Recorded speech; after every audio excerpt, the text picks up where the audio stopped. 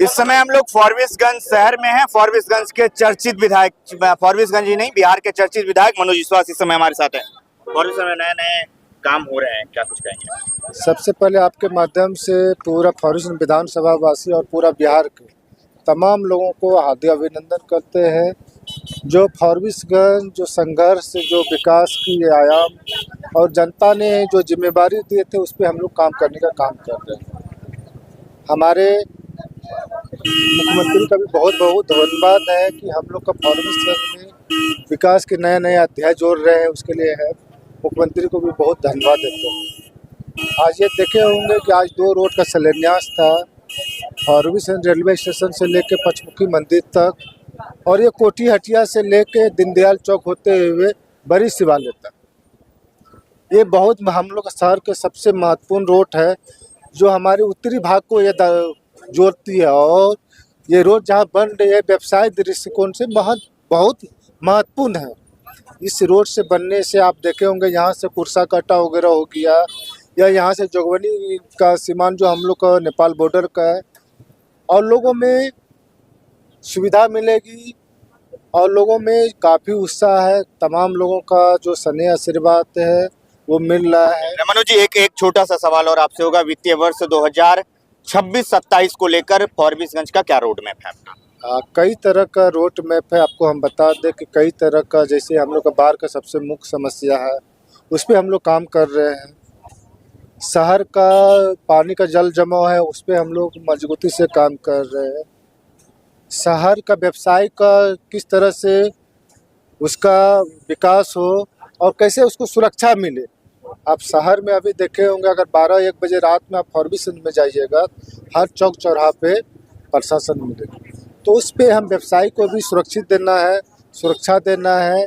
और फॉरबिसगंज, और हम जहाँ पे आप हैं, बिहार के सबसे पिछड़ा जिला में आप हैं, हम अररिया जिला से आते हैं, उसी का एक फॉरबिसगंज हम उसी का। और हम लोग का बहुत तरह की जो रोड मैप तैयार किए हैं, शिक्षा के क्षेत्र में हो, रोड के क्षेत्र में हो, या पानी की समस्या हो, या किसान की समस्या, उस पर हम लोग मजबूती से काम। उद्योग की बात करें तो उद्योग में क्या कुछ बात चल रहा है? जैसे पहले जब आपसे बात होती थी उद्योग को लेकर काफी आप एग्रेसिव रहते थे कि लोगों को यहाँ रोजगार मिलेगा, तो उद्योग में क्या कुछ काम हो रहा है? आप देखे हैं कि हम सीमांचल से आते हैं। हम लोग का सबसे बड़ा जो किसान की समस्या है बाढ़ की, और सबसे ज़्यादा उससे भी भयावह समस्या है पलायन की। उद्योग धंधा नहीं रहने के कारण यहाँ के जो लोग हैं वो दूसरे राज्य में जाके रोजगार करते हैं। उसके लिए हम लोग सरकार को कई तरह की, हमारे यहाँ एक ग्लूकोज फैक्ट्री है, उसको सुचारू रूप से चालू करवा देंगे तो लगभग 5 से 10 हज़ार लोग उसमें इन्वॉल्व हो जाएंगे। ऐसे कई तरह के हम लोग प्लानिंग कर रहे हैं। जैसे मंत्रिमंडल का विस्तार होती है उसको विशेष से हम लोग उस पर काम करवाएंगे। ये थे हमारे साथ चर्चित विधायक मनोज विश्वास। उनके साथ काफी सारे समर्थक हैं।